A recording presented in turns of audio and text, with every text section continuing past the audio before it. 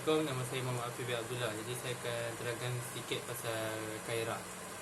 Pendidikan di Kairah atau Mesir ini menjadikan satu fokus penjajah untuk memodernkan mengikut barat. Ia diperkenalkan oleh Muhammad Ali pada tahun 1805 sehingga 1849. Ia merupakan senjata utama meskipun garis pembaratan meliputi bidang-bidang kebudayaan, pemikiran, kesusastraan dan media masa. Maka wujudnya dua sistem, iaitu sistem Islam tradisional dengan sekular moden. Sistem pendidikan ni membuatkan mereka menghadapi krisis apabila pendidikan dan pemikiran sekular yang timbul dari pendekatan sains moden telah membuat manusia bersikap empiris dan ragu-ragu tentang perlunya bersandar kepada agama di dalam setiap aspek kehidupan. Sejahtera, saya Karti Buspenazan dengan nombor metrik AA181043. Saya akan bentangkan sejarah Kahirah. Universiti Al-Azhar diasaskan oleh dinasti Fatimid di Mesir. Keturunan Fatimah, anak perempuan dari Rasul Prophet Muhammad.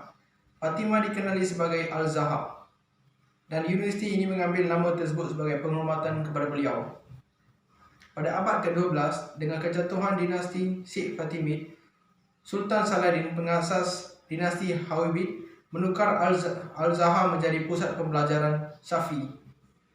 Pada 1961, Al-Zahra dirompak kembali di bawah kerajaan Presiden Mesir kedua, Presiden Gamal, dan beberapa fakulti sekular ditambah ke universiti tersebut, iaitu perubatan, kejuruteraan, dan pertanian.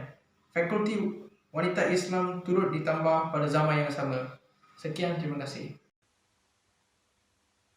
Assalamualaikum dan selamat sejahtera. Saya Muhammad Akil Azamuddin bin Azanil, nombor metrik AA181717. Jadi saya akan menerangkan sistem pendidikan tradisional di Kairah. Saya akan menyebutkan tiga. Yang pertama adalah halaqah, yang mana halaqah ni dipanggil sebagai bulatan ataupun lingkaran, yang mana pelajar-pelajarnya akan duduk sekeliling guru. Yang kedua adalah masjid, mana masjid menjadikan pusat penyebaran ilmu pada ketika itu, dan masjid adalah tumpuan dalam penyebaran ilmu, dan antaranya adalah masjid yang terkenal adalah Masjid Jami' Amru dan Masjid Jami' Ibn Tulun. Seterusnya adalah kutab. Kutab ni adalah pendidikan fardu ain dan fardu kifayah, mana penekanan pada ilmu Al-Quran, hadis dan juga lain-lain. Itu saja. Seterusnya, bagi sistem pendidikan hadis pula, Kairah Mesir mempunyai banyak madrasah-madrasah hadis. Seperti yang kita tahu, sejak penaklukan Islam terhadap Mesir, terdapat ramai para sahabat Rasulullah SAW telah memasuki Mesir. Misalnya Abdullah ibn Amr al-As, Az-Zubair Awam dan Miqdad al-Aswad. Terdapat riwayat yang mengatakan bahawa sejumlah 34 orang sahabat telah menetap di Mesir, dan ada antara sahabat yang terlibat dalam pembentukan madrasah hadis di negeri Mesir. Akhir sekali, dari segi ilmu sastra pula, Kairah Mesir mempunyai banyak padang pasir, atau lebih dikenali sebagai badi'ah. Badi'ah ini merupakan sumber pembelajaran bahasa Arab yang asli, sehingga banyak anak khalifah, ulama dan ahli ilmu datang ke badi'ah untuk mempelajari bahasa kesusastraan Arab. Bismillahirrahmanirrahim. Jadi kita dah pun mengetahui mengenai sistem pendidikan di Kairah Mesir. Jadi kini saya nak menceritakan mengenai kesan daripada sistem pendidikan tersebut terhadap peradaban di Kairah itu sendiri. Jadi peradaban di Kairah berubah menjadi satu pusat intelektual yang amat dikagumi di dunia, antara yang amat dikagumi di dunia, seperti mana yang dapat kita lihat pada zaman ketika ini dengan adanya pusat pengajian seperti Universiti Al-Azhar di sana.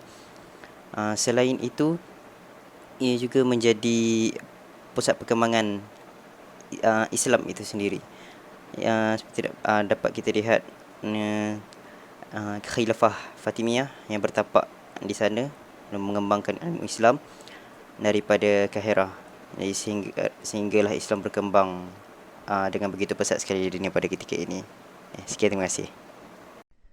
Okey, sedikit pertambahan bagi kesan perkembangan ilmu di Kairah adalah kelahiran tokoh Islam yang berperanan untuk mengembangkan ilmu Islam ke seluruh dunia, seperti ilmu fiqh, tasawuf dan sebagainya.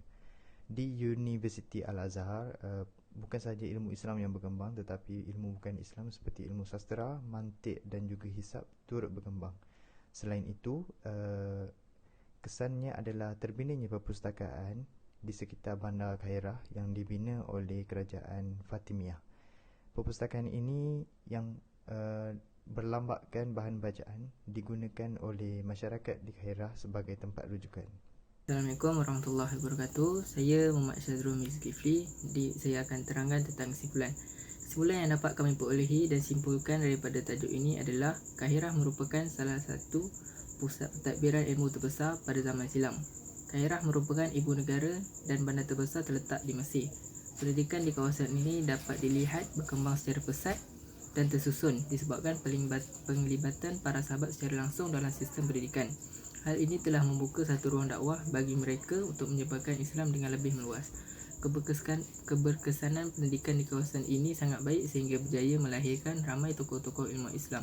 Institusi pendidikan pada awalnya dapat dilakukan secara halaqah, menekankan pendidikan kutab dan madrasah hadis dan berpusat di masjid. Saya Muhammad Aizil Fikri Raslan akan meneruskan kesimpulan yang telah diolah oleh Muhammad Syazrul tadi. So dengan kedatangan agama Islam di Mesir ini, Mesir ini telah menjadi salah satu umpaya yang besar dari segi ekonomi, politik maupun sosial. Tetapi dengan peradaban umat Islam di Mesir ini, Islam dilihat sebagai salah satu ancaman yang besar kepada negara-negara barat. Negara Mesir juga telah mengalami beberapa peringkat penjajahan dan revolusi, di mana penjajahan daripada negara-negara barat, terutamanya dari negara Eropah, telah mengubah corak hidup masyarakat Islam di Mesir ini. Sekian itu sahaja daripada saya untuk bahagian kesimpulan peradaban Islam di Kairah.